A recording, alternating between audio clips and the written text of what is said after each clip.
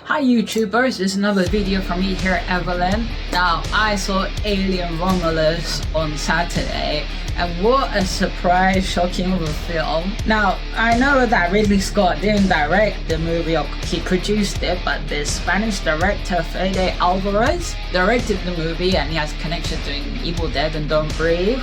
I'm so glad that they went back to the animatronics of the alien, and you can really feel all the aesthetics from the first and second film. Apparently, timeline-wise, Alien Romulus is in between the first film of the original Aliens film that came out in 1979 and in between the second one that came afterwards a couple of years, because I was thinking the technology looked okay, reminiscent of the original, because the original, okay, they took it out in the late 70s, and of course with space travel, technology at the time not being that advanced, so only thing Hollywood can do is imagine what would technology look 1,000 years from the future. But even though right now comparatively it looks obsolete, like a relic of the late 70s to 80s. So the film is, I don't want to say easy to explain, but the essence is we have the main female protagonist, the character of Rain Carradine, played by Kaylee Spana.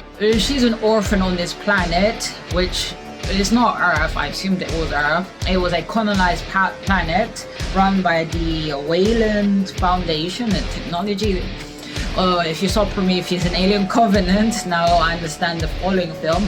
Wayland was the whole creators of this technology and whatnot. She's there with her brother called Andy. We find out he's a synthetic human that was found by her dad, which gave this whole thing for Andy to protect Ray. Now, I really liked the character Andy. He showed initially the innocence of whatever programming he had, and the idea of AI technology or synthetic humans. Do you see them as human? And that whole classic thing that they make cold, rational decisions, which other humans wouldn't do, because of course the loved ones X, Y, and Z. So she was hoping to get off the planet because they only did mining, and it was revealed that a load of people, they just keep on dying because of the pollution, the conditions. So she goes to the counter to see that she finally racked up the points to travel to this utopian planet called Ivanga. I think that was the pronunciation. But however, the quota or the criteria she had to reach to get the ticket, the quota went much more higher than usual, and they told her that in another 9 years she could try again. But we can say that everybody's just dying off one by one because of the pollution and the conditions, and there's no sun in that planet. And she gets convinced by her ex-boyfriend and the cousin and there's the boyfriend's sister. They're all like, let's say, early 20s. The most strange part of the story was not the story, just there's the brother and the brothers are British. Now they're like proper British from the UK. They're authentic British to any of the Americans. Are like, okay, this sounds really weird. If you want to know how people from Southwest London speak, those two boys are perfect example of that, because it was just really weird and funny. I felt sorry for, even though the brother was slightly annoying, then well, he gets bumped off. So they convince Andy to help them by using Andy's brother / synthetic human Andy to get onto this ship that's in space floating around that was being identified by them. And the reason that they want to do that, because they know they're not going to get off the planet where they are. They're going to end up dying like their parents. All these young people, all their parents died of an early age. So they're going to use the ship so they can travel to Ivanga. Of course, the idea of space travel in that time, it takes time. Apparently it would take 9 years just to reach that planet. And of course, they're gonna need to stay in a cryogenic sleep so they can maintain their age, their current state. When they get there, they won't be like 9 years older. Now imagine traveling from one planet to another. You'll be aging more quicker. You spend 9 years from here to there. So that's the reason that they're gonna the whole point, if you saw the trailer, going to that ship, but they have no idea that the ship is overrun by alien creatures, that they first were frozen. But when they get on the ship, they use Andy to open the doors, even with the realization that Rain was going to have to abandon Andy because in that planet he would be decommissioned of Ivanga. But of course she didn't want to tell Andy that. So as they go into the ship, it's first the British boys there, the ex-boyfriend of the main character and the boyfriend's cousin, well, brother. They go in with Andy, and it was just so hilarious, the things. We find out that the cousin that hates the synthetic human had a bad experience in which a synthetic human ended up sacrificing his mum's life and to other people for saving the rest of the miners. So the movie does talk about that theological debate of machines. Do they have a soul? Do they have a conscience? That sort of thing. Or are they better than humans, that they can make the decision, the hard decision that humans wouldn't do because of, emotions, quote unquote, being irrational. So they get on there, and then they find that they thought it was a decommissioned ship, but they were deadly wrong. And one thing that surprised me, when they get to the main deck, they find they have androids with its guts out. That's the interesting thing about the Alien series, that the androids, or the synthetic humans, basically like Blade Runner, in real life, they have guts and everything, and the blood is white. Now the character they end up finding, if you remember the original Alien, it was played by the late actor Ian Holm, who played the science officer in the original Alien film. So I remembered his face, and they also showed a picture of John Hurt. Now he was another great late actor. Both of them are sadly passed away. Now we get the connections there from the Sigourney Weaver first Alien, the second, the science officer Rook, and the Rain tells Andy to put on the disc module so Andy will get more clearance to open the door, because they go down to the other chamber because they find the pods that they were going to use to travel to Ivanga, that they didn't have enough energy or charge for 9 years, only like 3.5 years. So that's when they do the investigations, and they go into the room, whereas the other gas, whatever, or the antifreeze, to me it looked like antifreeze, the thing that would give power to the pods, but they end up activating the door, and both brothers are stuck there while Rain and the other female pilot, the shaved head, they go down and try to help. So Andy puts in the little module for the science officer, and Andy becomes different with the directives that's the base programming of the company Wayland. But during where the both brothers are stuck, there's like some water, because that room was frozen, and in that room there was a load of alien fetuses basically in cryogenic stasis, and when they activated the alarm, the room temperature went down from freezing to normal. That went and defrosted all these baby aliens, and that's when the real horror starts. Now let me tell you, it really freaked me out, because I was right. Other people did say in the previous prequels they used heavy CGI, but in this one, back to the animatronics, and it felt so goddamn real. Jesus Christ, it was basically the worst nightmare ever. And that classic scene where the brothers start saying there's something in the effing water, but with the British accent, that was hilarious. So they managed to escape the room, but unfortunately the girl with the shaved head, she ends up getting her face consumed by the alien, and all of them are like freaking out what the hell to do. And the science officer Rook, who's there with half a body, tells them that the purpose of the alien is to implant the egg or seed in their human host, and they try to figure out how to save her. But Rain, the main character, she really clever. She's like, okay, let's use the antifreeze substance to try to freeze the alien to come off from their friend's face. They do that, but since Andy has now the new directives of space programming for the company Wayland, he gets told by Rook that he needs to stop them because the girl with the shaved head obviously has the alien inside her. Now the cool bit is they find a gadget that's basically like an X-ray wand, and the real horror begins. That of course the brother, from the two brothers there, his girlfriend is the one with the shaved head, and he can't bear the thought of losing her, so he makes a run for it to their ship, and leaving them behind because he's freaked out. But then again, and there's the other thing, that's the sister of one of the brothers, well, both of the brothers in this case. I think he's the cousin or brother of the two boys. Anyway, I'm getting confused with the family ties. She's pregnant, we find out there, and she's there like waiting in the ship. And the big horror, oh my god, this part was like, oh, it's so goddamn disturbing. The one with the shaved head knows something's wrong. She grabs the X-ray wand thing, and it's just her, like her boyfriend and the other girl, and then the egg, you could see the egg coming out from her chest, and we have a full on baby alien coming out. I was like, even me remembering this, I was like, oh my god, so goddamn disturbing.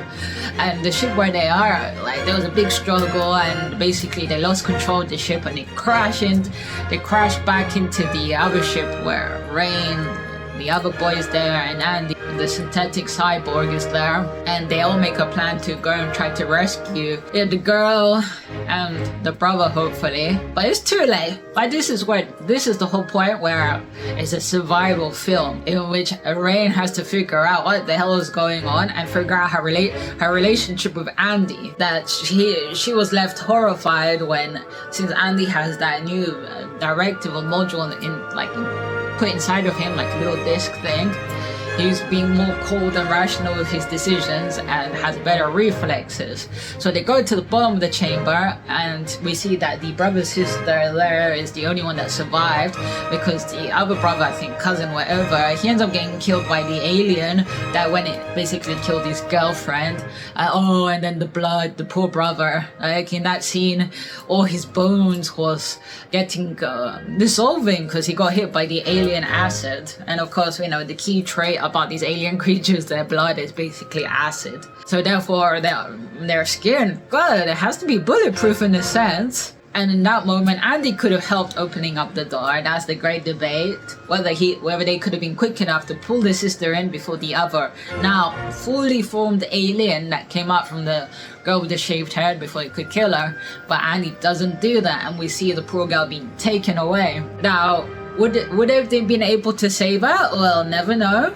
But at this point, Rain has had enough with Andy and she slaps him. Even she's horrified about slapping her brother. But at the end of the day, both now just the girl and her ex-boyfriend, and the whole rest of the film is them trying to survive and then finding out that Officer Rook was protecting this experiment that they were doing, and he reveals that the company Wayland were trying to help humanity basically survive. He explains, Rook, that humans are not fit for space travel, so they're deteriorating faster than normal, and the point of their experiment was to accelerate human evolution for them to be more adaptable to space.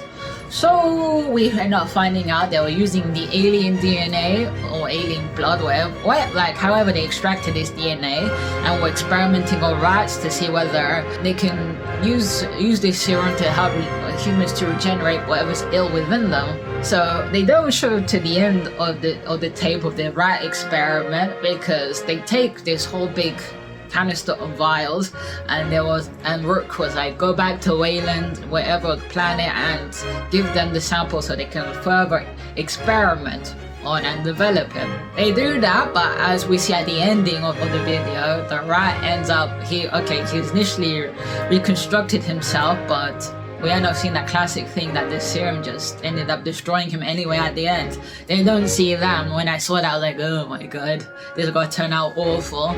Because when they're trying to escape, the brother hears there's this big tunnel filled with goddamn aliens all around, and Andy, the synthetic android, tells them that the aliens are basically blind. They track people by heat and by hormones, and what was the other thing? Sound as well. So for them to survive through that big tunnel full of goddamn aliens everywhere, that they're gonna have to be really quiet, not nervous, don't even sweat. So they do that, but the brother ends up hearing a female sound, and he goes and makes a run for it while they're trying to escape with the aliens, and they end up finding the sister. Now the sister is injured badly, and Andy deduces that maybe that's why the aliens didn't implant anything within her, which I don't think that wasn't the case. So they almost get back to the ship, but unfortunately Rain's ex-boyfriend ends up dying by an alien with one of those like tentacles ends up shooting in his chest, and there's only her and the girl, and they're in the lift trying to escape. And she tells, because as well, the brother was going to inject the serum to his sister, but Rain stopped him for good reason. But okay, he ends up dying. That's real sad. So they're in the lift, and Andy's been injured because one of the aliens went and thrashed him around, and she's there going in the elevator with the girl. She tells the girl, look, I have to go back up, go to the ship and use the autopilot to go, or wait for me, something along the lines. She gives her the canister of the serum. Now that was a bad idea, because the girl, she ends up injecting herself with the serum, and what happens at the end left me horrified. I was like, what the hell is this what the hell is this, monstrosity? So she ends up going back the lift, going back to Andy and taking out the disc and putting back his original programming, which he becomes humble Andy, and he apologizes to Rain about his behavior, and she's like, oh, don't worry, it's fine. Yeah, and she ends up basically telling Andy that instead of saying that you do anything to keep me safe, let's talk about us in the plural. And just skip to the end, because this is a very long explanation. but then again, when I get to the end, that's the big end thing. So she manages to escape with Andy to the ship.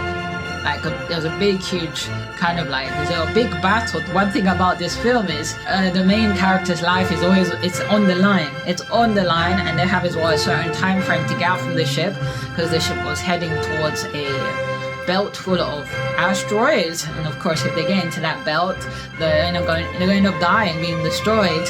So she ends up getting back to the ship. Everything's all safe, all kosher, everything's great. The horrifying bit is, okay, Rain puts the woman, the girl, into the pod, and she's like, okay, rest here, you and your baby will be fine. And then she ends up putting Andy into sleep mode, and she's like, it doesn't matter whatever happens in Ivanga, but you're coming with us. And she's about to go into her own pod, because she also has the now the cryogenic energy thing, so they can travel for 9 years. But with the pod with the girl, something happens and the pod opens and she's there convulsing. Now the alien did implant the egg in the, I don't know what came first, it's the alien or the serum, and all of a sudden we see that her pregnancy gets accelerated to all the way to the point of birth. And then the next thing that happens, oh my god, me remembering this, basically an alien egg sac, whatever you want to, comes out with the umbilical cord, and the poor girl screaming her head off. And Rain, this actress, you can see the terror in her face. Even you seeing it, you're like, this is hell on earth. And that's the birthing scene. It was the most horrifying thing I could have seen to date. And then when she opened up the sack, it was a mutant alien human monstrosity that came out. And poor Rain, she was ready to get into the pod. She's only there with her underwear and tank top and no shoes. That'd be I can never bear. Imagine being in a situation like that and you're running around in bare feet. So there's this great struggle that this poor girl's humanoid, whatever, accelerates to full-grown human, and god, it was the most horrifying thing you could ever see. It was between a beast and a human, something pretending to look like a human but wasn't a human, and looked like a tarantula at the same time. So Rain has the ultimate ending battle with the creature, and she ends up winning, but she ends up putting her and Andy to sleep, because she promises Andy that she'll end up fixing him, because of course the main thing about these synthetic humans is their programming, these little disc things. And she ends up leaving a message for when she gets to Ivanga about what's happened, and she doesn't even know she'll reach the planet safely. Well, that's better than what the alternative on the original planet that they were on. Woo! I end up editing this video for God's sake. It's a lot of spoiler review. It's a spoiler review, and it's a really good film, better than the other ones. The film does mention Prometheus with Michael Fassbender. They mention a little bit Alien Covenant, but in terms of the time, they have to explain the timeline because the technology of the prequels don't match up with the original trilogy technology, I have to assume that the technology maybe, you can't reach the higher technology in every part of space where humans are colonizing. So some places might end up having updating the technology, while others are still stuck with the same. Okay, this is the end of the review. Let me know what you thought about the review. And have you seen the film, and were you horrified with the effects? It's not a bad thing, because the main point of Alien was horror aspect of what aliens could do to humans if they are basically like beasts. Okay, as I leave you always, stay safe, and to any new viewers, big thank you for watching. To new subscribers, big thank you for subscribing. As I leave you always, stay safe.